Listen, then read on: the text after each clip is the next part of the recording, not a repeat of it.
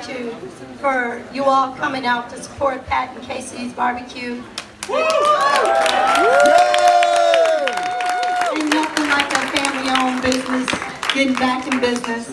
So all of this is possible because of you. So thank you. So I want Pat and Ben to come up and share their story. And then we're going to start the auction.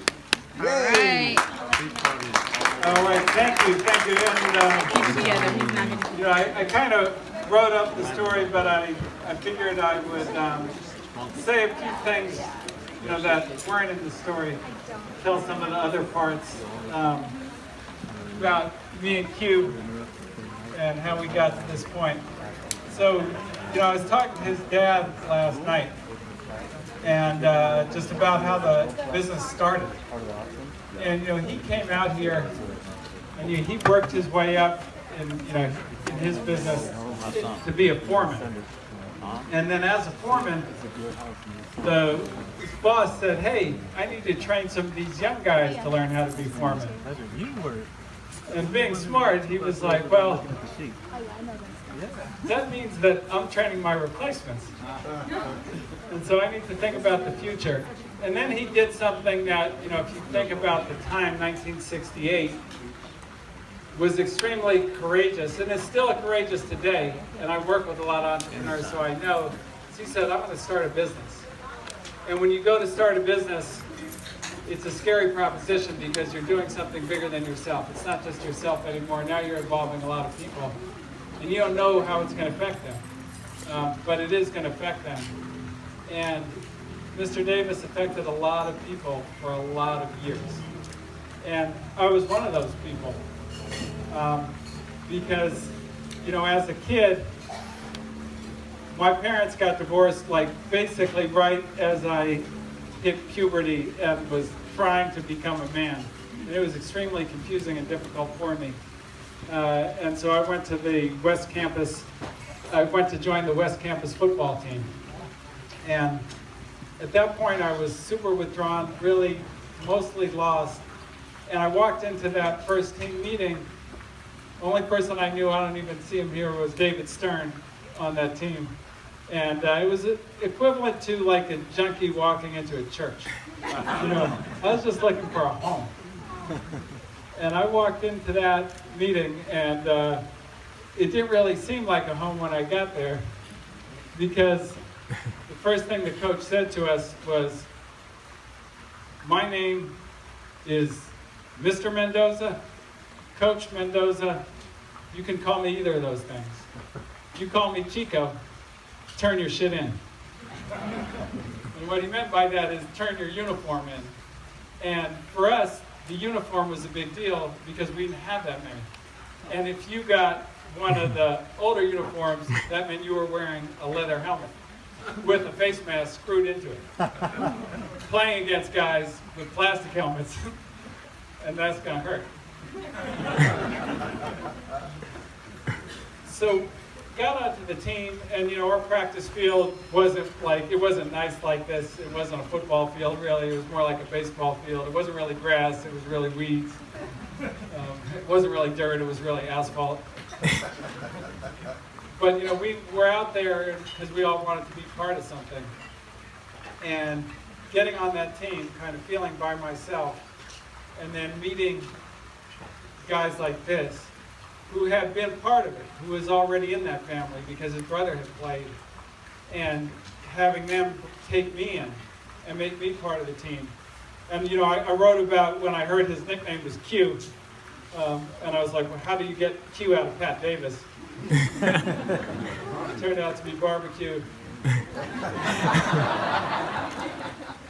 And then, it was funny because I was thinking about, they kind of accepted me, which enabled me to get a starting job, which is a big thing, because Rich Pastore, who had played with them, before, I kind of got his job. So, they could have done anything to take that from me, but I got the starting job, which meant I was going to get a nickname, because all the starters had nicknames. And Coach Crawford came up to me one day and he said, "Bentonio." And I was like, "Bentonio, that's you." And I was like, wow. And so I went up to him after practice and I said, Coach, you know, I'm not actually Italian. My people are from like the Ukraine and Poland. He said, okay, great. I said, so I don't know if Bentonio. He's like, what does that have to do with Bentonio? So that was Bentonio. This is Q. And you know, and we ended up being a great team. And at the end of the season, Pat's mom cooked us all dinner. And we'd go to the barbecue, and I had really never been to a barbecue restaurant like that. I was so excited to go. I was like, oh my God, we're gonna eat barbecue. I love barbecue. But people are like, what are you talking about? We're not gonna eat barbecue. Like, we can't feed the whole team free barbecue. Like, that'd be crazy. Like, that's like a ridiculous amount of money. We're gonna have spaghetti. But the thing about it is the spaghetti tasted like barbecue because she put barbecue sauce in the spaghetti sauce. It was like the greatest thing in the world. And it just changed my life. And it meant so much to me, and it's so great. I've been waiting 36 years to repay Pat and his family for making me part of that family. And it's so great to be here to do that. And in talking to his father, what I realized was when the pit burned down, and his dad is, you know, his parents are now getting up there. When the pit burned down, I thought really that was going to be the last chapter in his entrepreneurial story, was the pit burning down. But because of all of you, we got a new chapter. Yeah.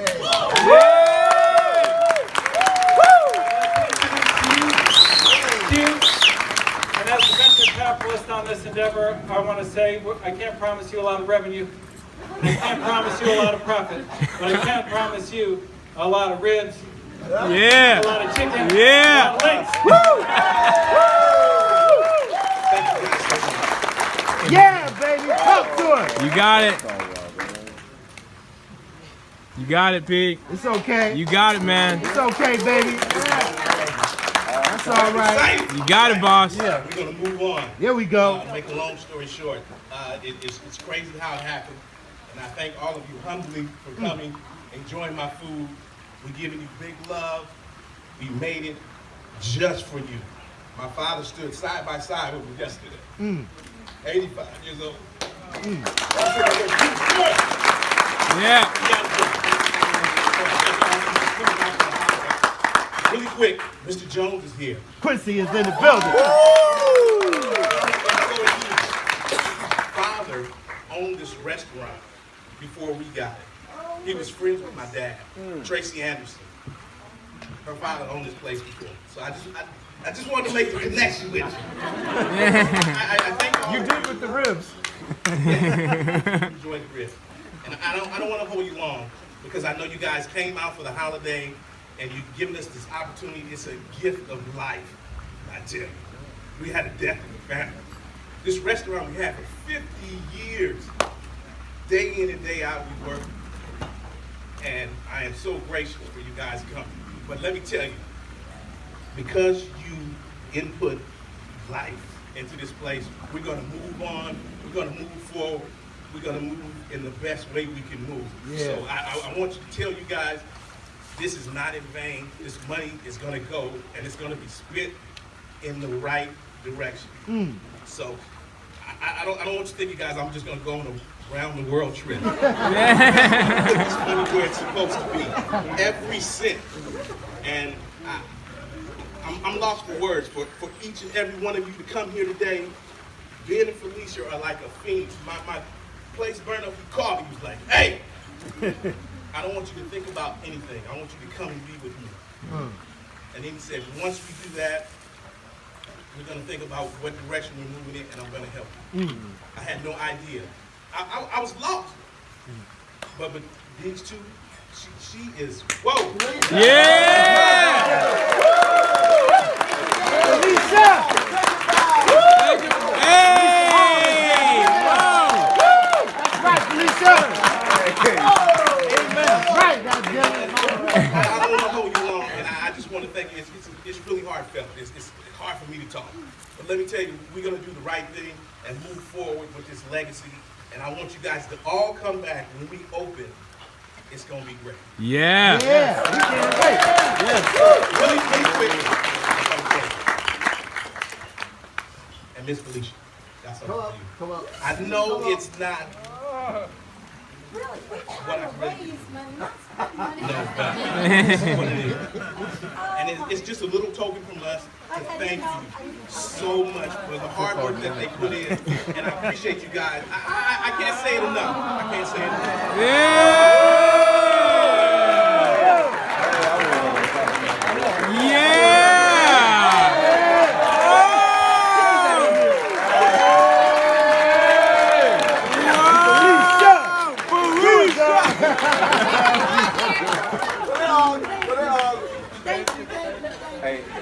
Yeah!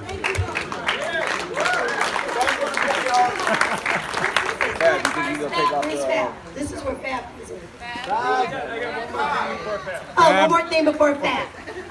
Fab five. So, anytime you do something like this, it requires a lot of help. And I had 3 guys, Nate, Chris, and Anthony. Where are you? And these guys, they didn't even know Pat.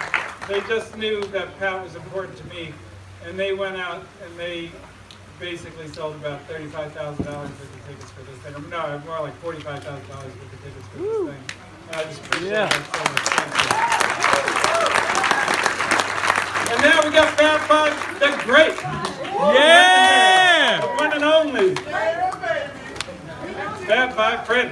Hey, what's up, everybody? I'm honored to be out here to help. Okay, we're kind of ghetto here. So we ain't got no pedals. So if you're interested in participating in the